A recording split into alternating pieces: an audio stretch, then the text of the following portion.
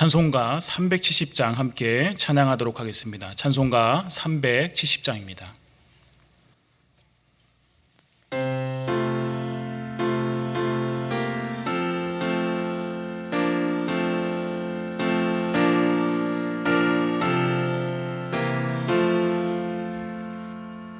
주 안에 있는 나에게 난 근심이 있으랴.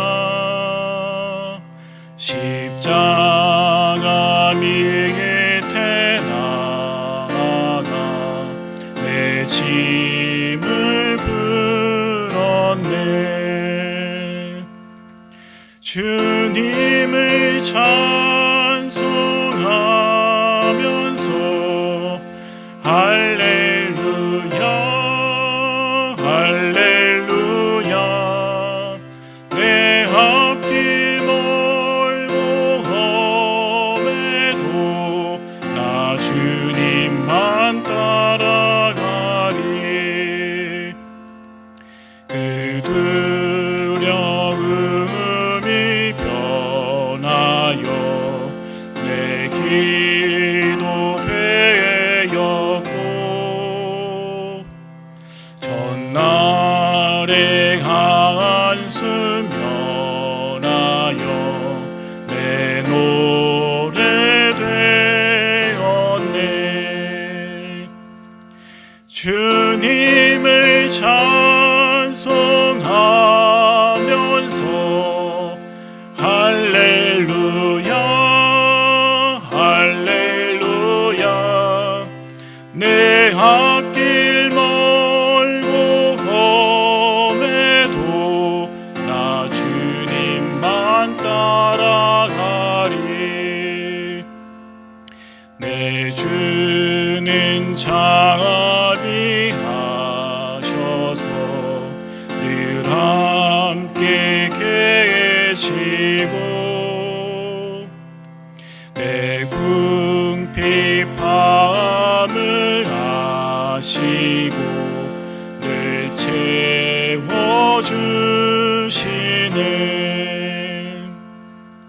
주님을 찬송하면서 할렐루야 할렐루야. 내 앞길 멀고 험해도 나 주님만 따라가리. 내 주와 맺은 언약은 영불변하시니, 그 나라 가기까지는 늘 보호하시네. 주님을 찬송하면서 할렐루야 할렐루야.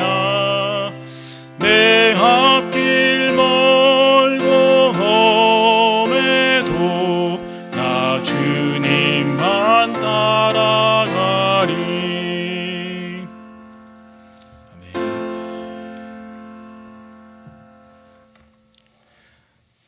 네, 오늘 우리에게 주신 성경 말씀은 데살로니가 후서 3장 6절부터 18절까지의 말씀입니다. 데살로니가 후서 3장 6절부터 18절까지의 말씀, 우리가 한 목소리로 합독하도록 하겠습니다. 찾으셨는 줄 알고 합독하도록 하겠습니다. 형제들아, 우리 주 예수 그리스도의 이름으로 너희를 명하노니, 게으르게 행하고 우리에게서 받은 전통대로 행하지 아니하는 모든 형제에게서 떠나라. 어떻게 우리를 본받아야 할지를 너희가 스스로 아나니, 우리가 너희 가운데서 무질서하게 행하지 아니하며 누구에게서든지 음식을 값없이 먹지 않고 오직 수고하고 애써 주야로 일함은 너희 아무에게도 폐를 끼치지 아니하려 함이니, 우리에게 권리가 없는 것이 아니오 오직 스스로 너희에게 본을 보여 우리를 본받게 하려 함이니라. 우리가 너희와 함께 있을 때에도 너희에게 명하기를 누구든지 일하기 싫어하거든 먹지도 말게 하라 하였더니 우리가 들은즉 너희 가운데 게으르게 행하여 도무지 일하지 아니하고 일을 만들기만 하는 자들이 있다 하니 이런 자들에게 우리가 명하고 주 예수 그리스도 안에서 권하기를 조용히 일하여 자기 양식을 먹으라 하노라. 형제들아 너희는 선을 행하다가 낙심하지 말라. 누가 이 편지에 한 우리 말을 순종하지 아니하거든 그 사람을 지목하여 사귀지 말고 그로 하여금 부끄럽게 하라. 그러나 원수와 같이 생각하지 말고 형제같이 권면하라. 평강의 주께서 친히 때마다 일마다 너희에게 평강을 주시고 주께서 너희 모든 사람과 함께 하시기를 원하노라. 나 바울은 친필로 문안하노니 이는 편지마다 표시로서 이렇게 쓰노라. 우리 주 예수 그리스도의 은혜가 너희 무리에게 있을지어다. 아멘. 네, 오늘 본문의 말씀은 데살로니가 후서의 이제 마지막 부분을 이야기하고 있습니다. 지금까지 말해왔던 그 내용을 정리하면서 이 편지의 내용을 마무리하고 있습니다.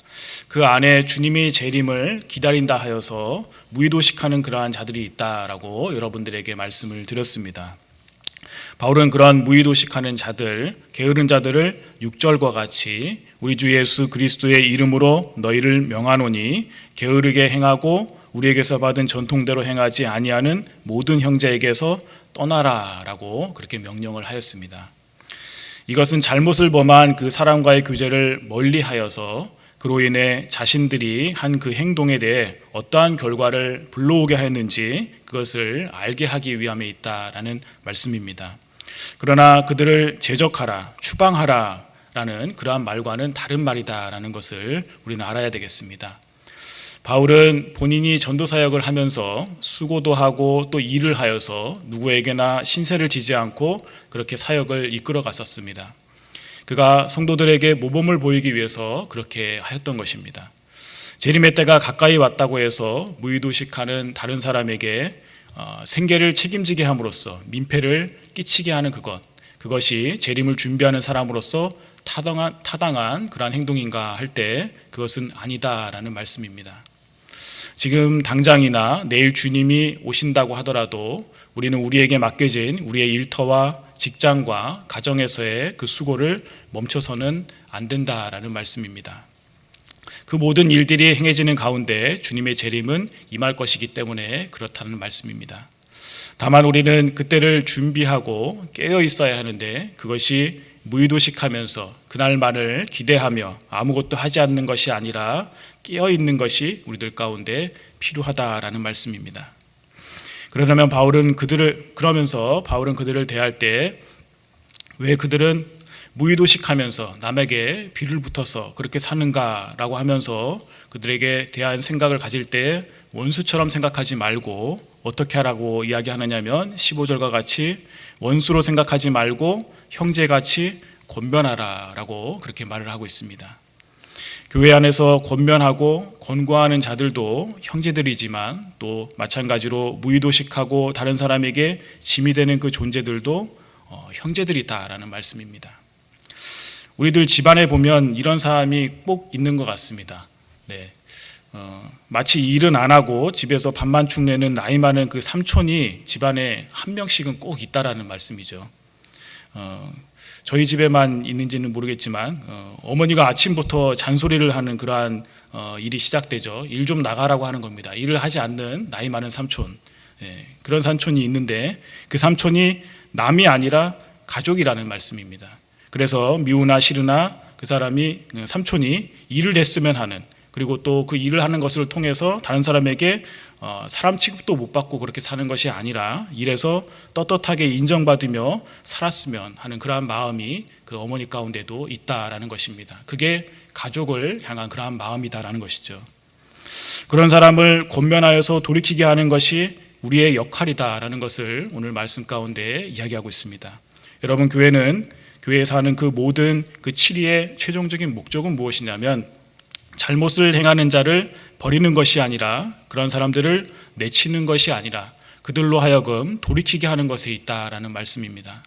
그래서 바른 신앙을 회복하게 하는 것, 그것이 바로 권면이 되어야 된다라는 바울의 주장입니다. 칠이라는 이 말은 들었을 때에 우리가 뭔가 큰 죄를 저지른 그러한 사람에게 그에게 합당한 징벌을 내리는 것이다 라고 우리가 생각할 때가 있습니다. 심각하게 교리를 벗어난 것을 우리가 생각하게 되는데, 데살로니가 후서에 있는 말씀에서 보면은 거짓 교사들이 여기에 해당한다고 할 수 있겠습니다. 그렇게 교리를 벗어난 가르침을 하는 그들과 믿음을 훼손시키는 그러한 행동을 하는 사람들, 또 공동체를 와해시키는 그러한 일들이 아니다라면 치리는 그들에게 권면하고 돌이키게 하는 것, 그것이 바로 치리가 되어야 된다라는 말씀입니다.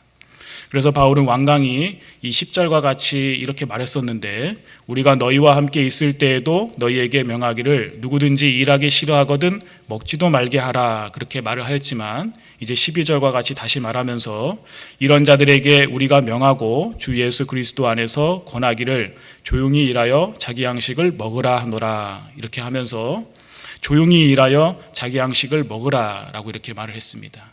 여기서 조용히라는 말을 볼 때에는 이 말은 소란을 일으키지 말고 일하면서 양식을 먹으라라는 그러한 의미로 우리가 받을 수 있는 것입니다. 이 바울의 말 가운데에서 볼 수 있는 것은 약간은 누그러진 듯한 그 바울의 감정을 우리가 느낄 수 있다라는 말씀입니다. 여러분, 그렇습니다. 권면은 바로 이러한 것입니다. 사람들이 그 어긋나고 삐뚤어진 그러한 상태들을 우리가 보았을 때 강하게 대처하고 징계하면서 그들을 바로잡아야 되겠다라고 하는 그러한, 또 그들을 체계로 세워서 질서를 유지해야 되겠다, 그러한 생각들을 우리가 하고 있는데, 그러나 공동체를 생각했을 때에 이 징계만이 능사는 아니다라는 것을 말하고 있는 것입니다. 될 수 있으면 돌이켜서 회개하고 돌이킬 마음을 그 마음 가운데 심어주는 것, 그것이 바로 사역자의 권면의 마음이고 이 사역자가 해야 될 일이 아닌가, 그렇게 생각을 갖게 됩니다. 제가 어제 유튜브를 잠깐 보았습니다. 어떤 20대 여성이 자신의 미래를 위해서 투자하는 셈으로 가상화폐를 만드는 그러한 일을 그가 하고 있다라는 그러한 영상을 보게 되었습니다. 한 여성이 이 가상화폐 채굴하는 그러한 일을 하면서 현실의 세계에서는 아르바이트를 하면서 거기서 얻은 그 수익금을 가지고 자신의 의식주를 위해서, 또 쓸 것을 위해서 그것을 쓰는 것이 아니라 가상화폐 그 컴퓨터를 운영하는 그 일에 그 모든 것을 바치는 것을 보았습니다. 이것을 보았을 때 시대가 바뀌어서 그런지 이런 것도 직업으로 삼고 또 그것이 일이 되는 그런 것을 보게 되었습니다. 그러나 이 바울의 입장에서 볼 때에 이러한 일은 자신이 수고하여서 그 일한 대가를 그 양식으로 삼는 그러한 일은 아니다라고 말씀드릴 수 있습니다. 갈수록 사람들은 노동을 하기보다는 일을 하지 않고 삶을 영위하려고 하는 그런 생각이 더욱 강해지는 게, 그것이 현실을 사는 사람들의 바람이 되었다라는 말씀입니다. 주식 투자나 부동산 투기와 같이 손쉽게 돈을 벌려고 하는 그런 사람들이 우리 주변에 많아지고 있습니다. 또 제가 한 가지 우화를 여러분들에게 들려드리도록 할 텐데, 이 우화의 내용은 이렇습니다. 죽음을 앞둔 한 농부가 있었는데 그가 죽음이 닥쳐올 때에 자신의 아들에게 밭에 보물을 숨겨놓았다고 그 밭에 그 보물을 캐내어서 그것을 가지고 나머지 인생을 살아가라고 하면서 그렇게 죽어간 농부가 있었습니다. 아버지가 돌아가시자마자 자식들은 밭으로 나가서 그 곡괭이와 삽을 가지고 밭을 휘집기 시작했습니다. 처음에는 얕은 곳에 있을 줄 알고 겉만 뒤집다가 보물을 발견할 수 없게 되자 더 깊게 파고 여기저기를 휘집으면서 밭 전체를 그들이 다 휘집고 다녔습니다. 그런데 그 밭에서는 보물이 나오지 않았습니다. 아들들은 그것에 대해서 실망을 했지만 이왕 열심히 파헤친 밭이기 때문에 그곳에 씨앗을 심어야 되겠다, 서로 상의를 하고 씨앗을 그곳에 뿌렸습니다. 가을이 되자 그 밭은 황금 물결로 뒤덮이게 되었습니다. 그제서야 아들들은 아버지가 말한 그 보물이 무엇인지 그들이 알게 되었습니다. 열심히 수고하여서 얻은 그 결실이 보물이다라는 것을 그들이 깨닫게 된 것입니다. 이 예화 가운데 우리가 깨닫게 되는 것은 이 노동의 가치가 얼마나 소중한가라는 것을 우리가 깨닫게 되는 그러한 예화입니다. 1990년대 이후로 사회가 급속하게 발전하면서 우리의 직업들도 다양해지게 되었습니다. 또 그러면서 일과 여가 사이에 일보다 여가 생활을 즐기고자 하는 것으로 또 우리의 삶이 변화되었고, 땀 흘려 일하는 것을 싫어하는 그러한 풍조가 일어나게 되었습니다. 그래서 직업도 육체적으로 하는 노동일보다 일을 적게 하고 많이 이익을 얻는 일자리로 그 일자리들이 변해가게 되었습니다. 앞서 말한 이 가상화폐를 통해서 일확천금을 꿈꾸는 사람이나 밭에 있는 보물을 위해서 열심을 내던 이 아들들이나 모두가 한순간에 쉽게 돈을 벌어서 세상을 즐기고 삶을 즐기려고 하는 그것이 바로 지금 현세의 사람들의 마음이다라는 것입니다. 그러나 성경은 이 말세의 마지막 때에 주님의 그 재림을 준비하는 자들로서 이 세상 사람들의 풍토를 따라서 인생을 즐겨라가 아니라 하나님을 바라보면서 자신에게 맡겨진 그 일들에 충성을 다하며 그 일들을 하나님이 주신 사명으로 알고 해나가는 것을 말씀하고 있습니다. 여러분, 신앙생활은 그렇게 녹록하고 쉽지만은 않습니다. 왜냐하면 혼자 하는 게 아니라 우리가 서로 같이 그 신앙생활을 하기 때문에 그렇습니다. 혼자라면 나만 잘하면 되는데 같이 해야 되니까 서로에게 신경을 쓰고 또 서로가 서로에게 도움이 되어야지 걸림돌이 되어서는 안 되기 때문에 그렇다는 말씀입니다. 여러분, 교회에는 여러 사람들이 함께 모여 있습니다. 또 서로 성향이 매우 다른 사람들이 함께 모여 있습니다. 저마다 약점이 있고 또 아픔이 있고 또 이러한 사람들이 한 공동체를 이루고 있다라는 말씀입니다. 그렇게 단합을 이루고 사랑으로 공동체가 하나 되기 위해서는 무엇보다 하나님의 은혜가 우리들 가운데 필요하다라고 말할 수 있겠습니다. 바울은 오늘 데살로니가 이 서신을 보낼 때에 이 서신을 받는 사람이 교회 내에서 바르게 행하는 사람이나 또 그릇되게 행동하는 자나 모두에게 이 편지를 쓰고 있다라는 것을 우리가 기억해야 됩니다. 바르게 행하는 자가 그릇된 길로 빠지지 않기 위해서 또 그리고 거짓된 교훈이나 잘못된 길로 들어선 자가 그곳에서 빠져나오게 하는 그러한 일을 위해서 또한 그릇된 길에 있는 자에게 권면할 때에 그들에게 상처를 주지 않기 위해서 우리는 오늘 이 바울이 주는 그 교훈을 생각하면서 그 가운데서 하나님께서 주시는 그 은혜를 우리가 붙잡아야 되겠습니다.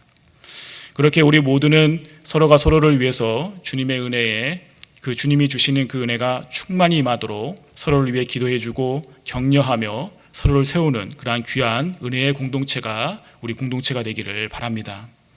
종말일 때 사는 우리 모두가 주님의 재림을 고대하면서 안팎으로 신경을 써서 안으로는 나 자신부터 바른 신앙을 우리가 갖고 미혹하게 하는 그러한 자들에게 우리가 흔들리지 말아야 되겠고 밖으로는 나의 신앙과 믿음을 잘 지키고 주님이 기뻐하시는 그러한 거룩한 삶을 우리가 살아감으로써 다른 사람에게도 선한 그러한 영향력을 끼치는 우리 모두가 되기를 간절히 바랍니다.